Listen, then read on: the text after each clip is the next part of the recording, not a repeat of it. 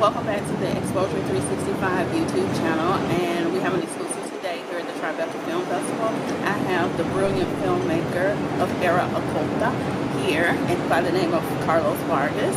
We're here to discuss his dynamic film feature here at the Tribeca Film Festival. So welcome. Thank you so much.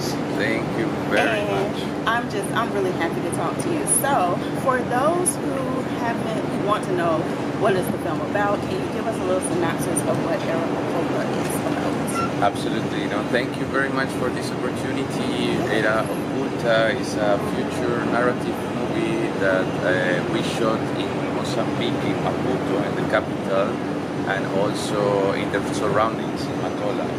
And it tells the story about one painter, Rastafari painter, who is just making the best to collect his school money of his son. And throughout this challenge, he would just meet two young feminist activists who helped him to overcome the situation. By painting different pictures, you will just discover not only the city but the vibrant art scene of the city. And yes, I think that would be the synopsis for the movie. Okay, so the main question I have is why Mozambique for the location?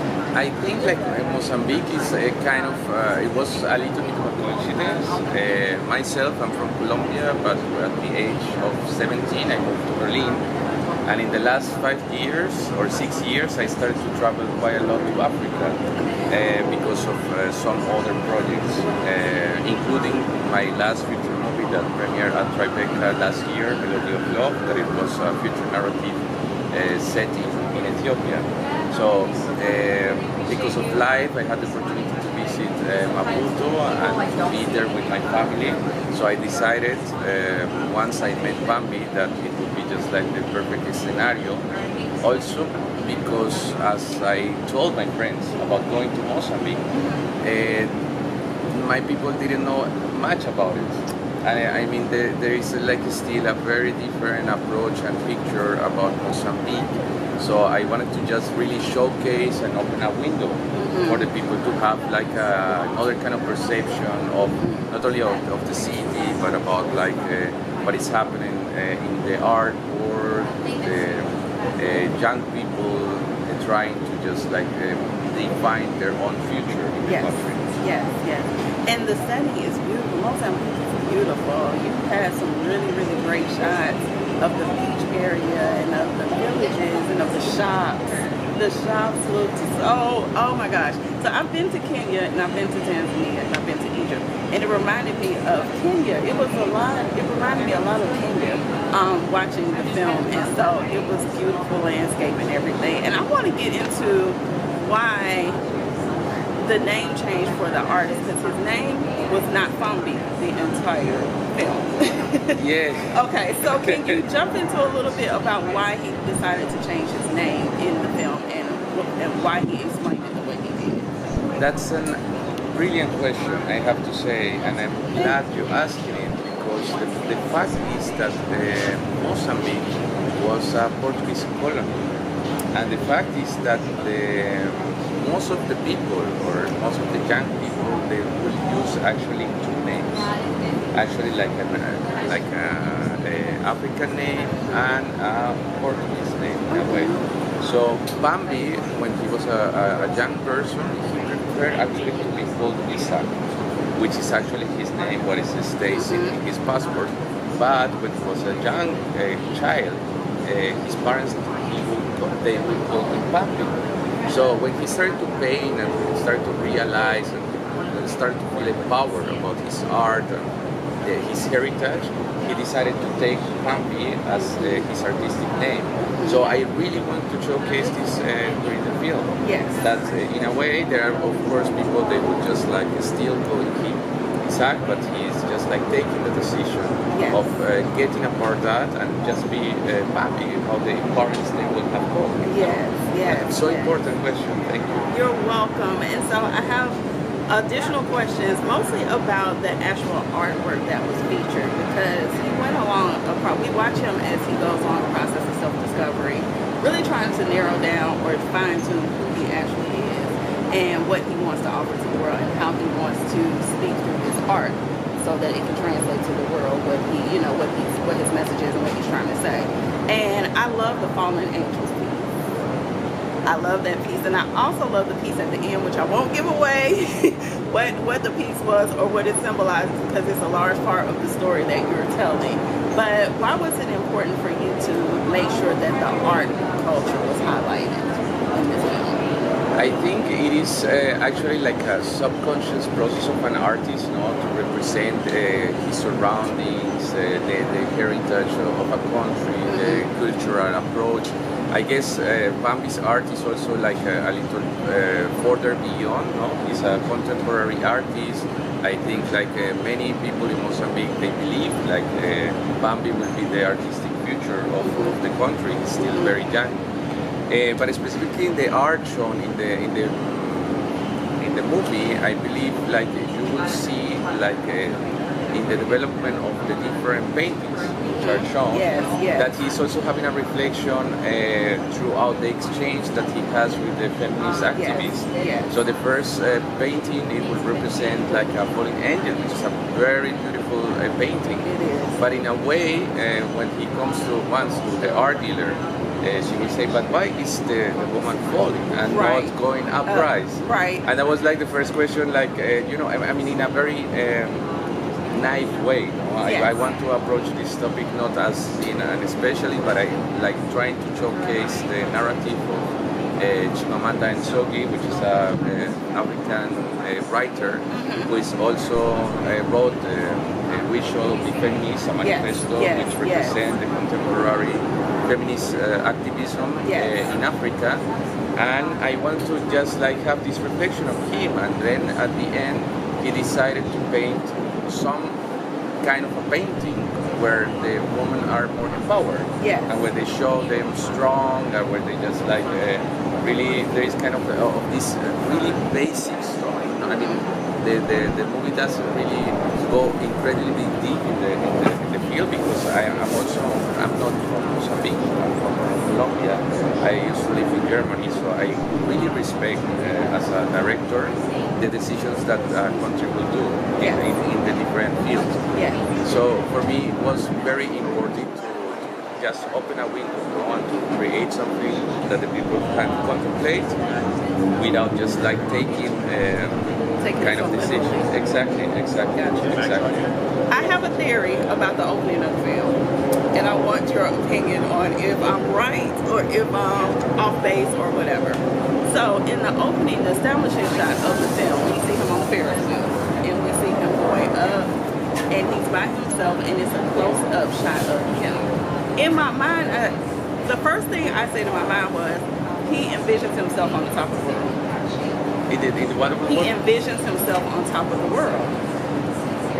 And and so as it kept going up and it kept coming down, I'm like, that's the ebb and flow of life, especially as an artist. It's like one moment you're on top, or you feel like you're on top, or you're close to the top, and then something happens, and then you're like, okay, I gotta start back over. And so it's like a continuous circle of up and down. So am I off base or am I kind of right? No, you are completely.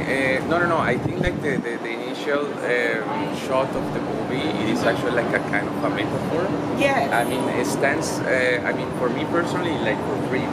Yes. I mean, like it stands for the necessity of an artist, or the need of an artist to also enjoy and to be free to enjoy and to feel to be an artist as well. No? I mean, this question, like in Mozambique, is not always obvious, no? That you can just your life as an artist. So I just wanted to give him the possibility to not only suffer, but to just reflect in a way that he would just like be free to bring his kid also to play. I mean, even if there are like money struggles, which I mean, he's trying to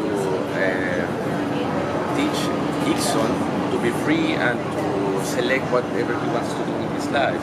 Also the same as Nora and Paula, they also define and are free to decide what they want to do in life. And I think this is like an entire expression of being able to be free, and the importance of life to also have this kind of a joy. a journey. Yes. Being a father is a journey. I'm a father as being an artist. I'm a father of two daughters. Okay. For me, it's also like I'm always in that wheel. Yes. Just thinking and making sure that I just like still can be productive, that I can just like offer the best life possible for them. Right. So I think it's just like this kind of metaphor. No? It's something also I see myself also a little bit on Bambi's itself. Yes. When I was a little bit younger, and I think it was kind of I wanted to make this movie in promise of my 70 years old Carlos who wants to make movies. So I decided to make it very free, very independent, so that I could just like be well with me. Yes, yes, yes. I also believe that the kite is a metaphor in your film as well, because there's discussion about the child when he asked about flying the kite, and I was like, okay, the kite represents freedom. Am I right or no? Absolutely, no. Okay. The kite is it represents like also the hopes of the people and trying to think about a brighter future. So I just wanted to somehow show a social cohesion within the people, because all the people, they just like have this incredibly feeling of resilience, and I want to showcase that. I really want to just like show that the people in Maputo and Mozambique, they are working together, overcoming challenges, but not forgetting certain hopes. And I think like they still believe that the future will be brighter, and I think it deserves to the attention that the world haven't paid to them in the last year. So I believe Mozambique is having a very good time. I believe it deserves a space in the world. And you captured it beautifully. So I want to talk about your Tribeca journey and getting this film to the festival. So can you share a little bit about what that process was like for you? I mean, it's very related to the last movie that we presented here. So it was a movie also shot in Ethiopia. It had very good reviews, and people were they welcomed the movie very well. So I think in that process I got very inspired, and I felt really confident and empowered that I could just like also come up with a new narrative. Yes. And that's the moment when I go back to Mozambique and I started like the creative process. Once I had the movie, I submitted it again. The programming team were very happy about it, because they also want to support filmmakers throughout the career, and I think like they made this version of the festival even more special for me. They invited me for the opening night. I had the chance to meet Robert De Niro in one branch and had some conversation with him, which was the biggest highlight. Yes, Probably absolutely. also of Bambi. Bambi, the protagonist, came here. He met also with Robert De Niro, with Jane Rosenthal. We had an incredible journey, you know. I mean, like the premiere was fantastic. Many people came. Important film critics attended the premiere. Overall, it was like an amazing experience. I couldn't just go back to Berlin at this moment happy, because it was a very special edition of the festival. That's why I also wearing the t-shirt the last day. Yes, Exactly. yes. Yes. Okay, so I have my last question is, what advice would you give to, independent filmmakers who are either starting out or getting a little discouraged on their journey to, reaching even where you are right now? What advice would you give to a younger filmmaker that is working their way through the journey? I think like I think young filmmakers, they should start right away with their projects, and they should not wait too much, they should not think too much, they should just like really start, and on the way start to just like fix problems or just like overcome situations, but never think too long, because that was kind of what happened with me. I believe, and I had like already a talent when I was 17, but I started to do like so many different things. I got distracted. I got like also like on the way I was trying to gain my life, so I was doing commercials, music videos, and so on. It was, of course, all a learning process, and that contributed to where I am. But if I could just give an advice to young filmmakers, it would start right now. Don't be afraid. Everything has a solution. Yes, just try it out. Just try it out. That's the only way how to find out if it's possible or not. Okay. And so how can everyone watching find out more information about you and what you are working on? Thank you very much. I mean, like, you guys can follow us on Instagram under Cover Collective, and we have also a website for hiddenerafilm.com. Okay. We are happy to just be followed, so we want to bring like more updates and news in the future for you guys. And thank you very much for the interview. It was very nice conversation with you. Thank you. I really enjoyed this as well. I really enjoyed your film. So thank you so much. Thank you. Go ahead. No. I just wanted to thank you because you had like a very nice reading of the movie, and that's not happened. I mean, like, I did many different interviews, and I think this is one of the most special ones since you understood quite a lot. Thank you very much. You're more than welcome. Thank you for the opportunity as well. Thank you. Okay, we could cut.